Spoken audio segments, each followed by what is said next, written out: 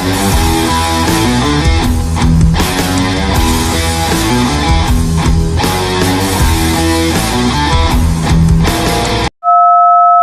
yun nga po, what's up mga kadya? Today's another day.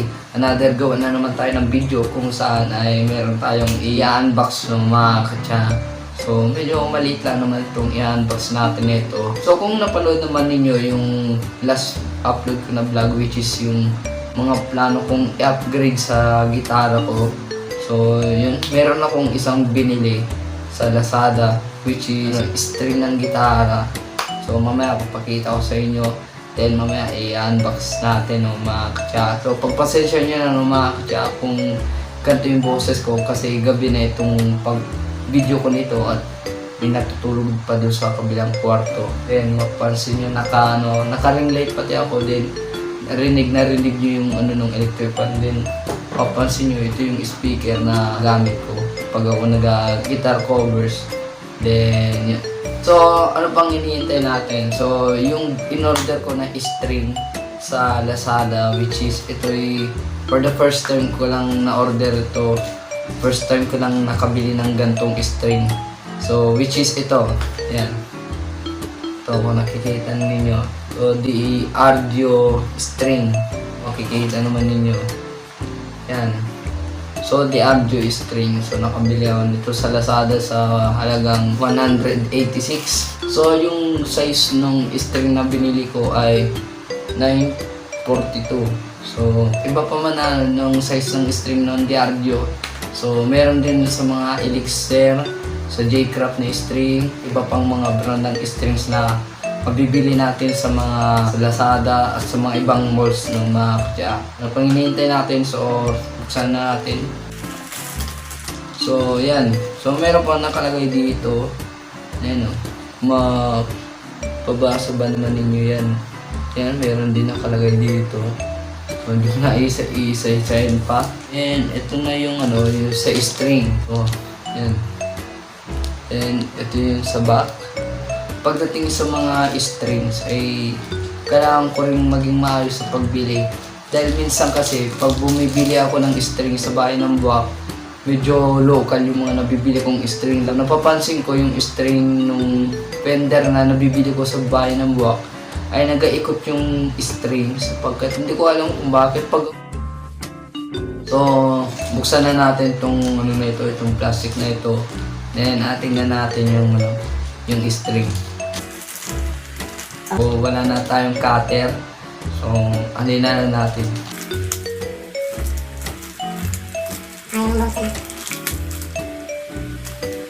Sakit na ng ngipin ko.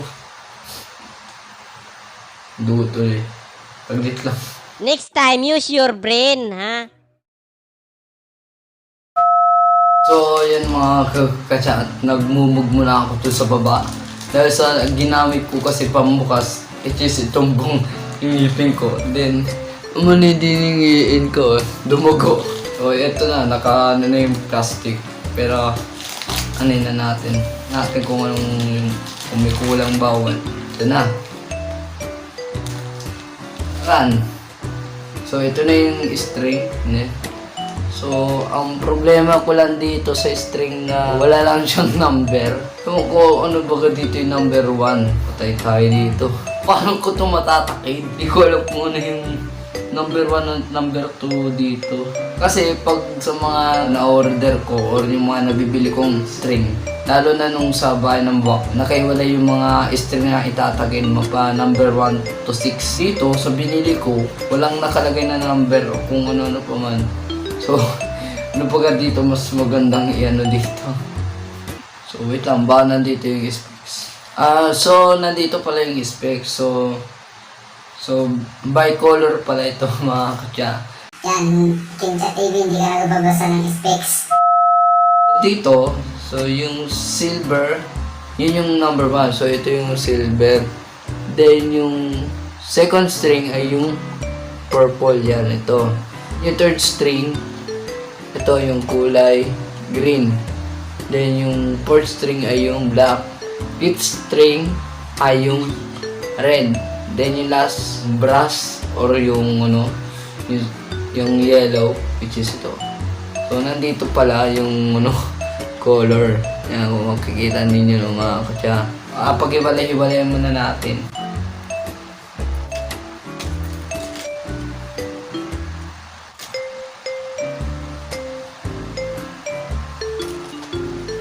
So yun nga mga katsa, yan. Pinag-hiwalay-hiwalay ko na yung mga yung stream. So kaganina nakabilog siya din. Ito, yan. Pinag-hiwalay-hiwalay ko na. So by color pala ito. Sukalan ko pa. Hindi kasi nagabasa ng Specs King Chat TV. Kaya basta-basta na lang mag Ganyan. So atakin natin ito sa guitar ko, which is yung sa Les Paul ko na Stag Cell 7 HB. Kami pa nating bibilhin, no? Kung napanood naman ninyo yung upload ko, which is yung mga plano ko sa Les Paul ko, yun yung mga gusto kong paltan. Then, ito na yung una, which is yung string. Pero sa mga string ay, madali lang naman bumili. Pero sa mga, yung part sa bridge, yung sa tune-o-matic, then volume knob, pick up, ay medyo mahal-mahal din. Pero yung iba mura. Ang mas mahal doon ay yung pick up ng gitara. So ang napansin ko dito sa string na nabili ko sa Lazada, medyo din, maganda rin naman yung string. Parang hindi naman siya yung nag-ikot, hindi man siya yung local na string.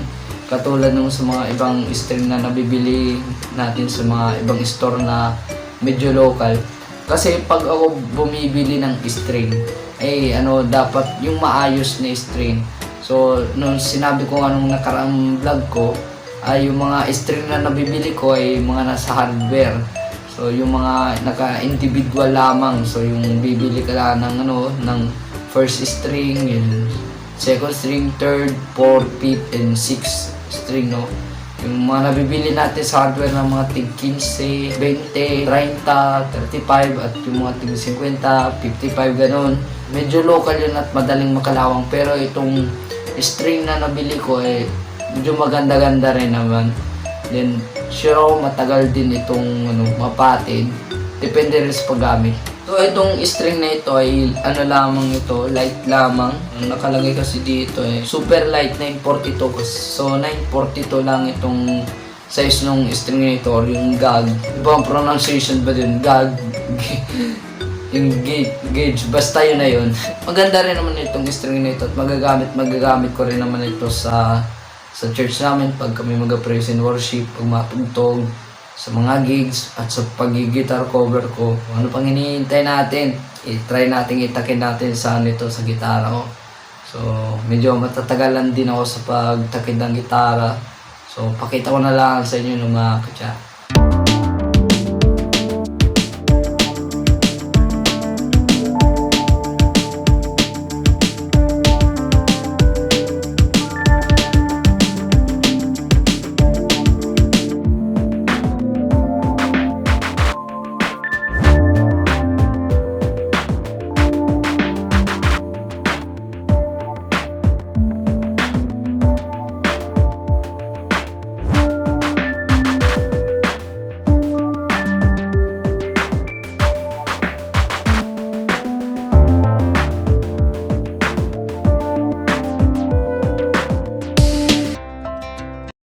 So yung mga katsa at yan. So kitang-kita naman ninyo.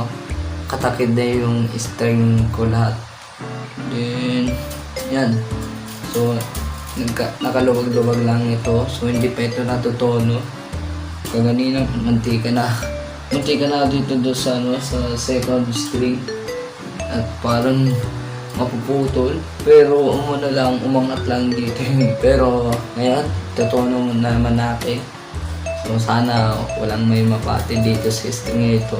O yan, try na nating tunuhan yung or tono itong gitara na ito. Kaya let's go. A few moments later. At sa inyo mga katsa at yan. So okay na yung string na tinakid ko. So ito nakatono na. So kay standard tuning ito.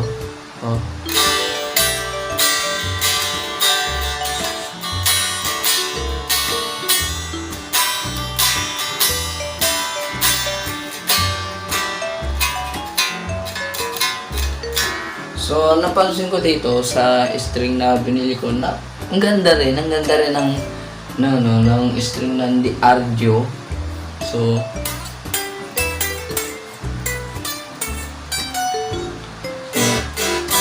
ang ganda rin. So ang problema ko lang dito, so may parteng fret pass siya dito.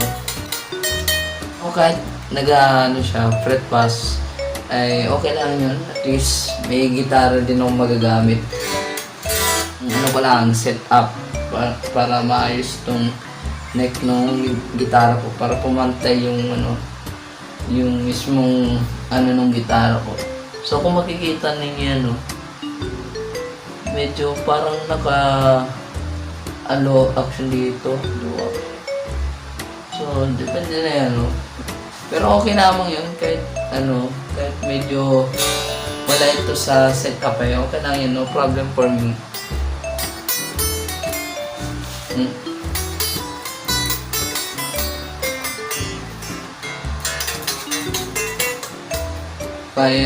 Petly, check ko lang.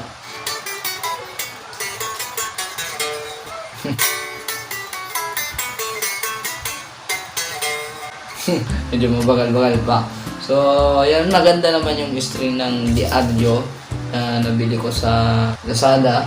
So, nasa halagang 186.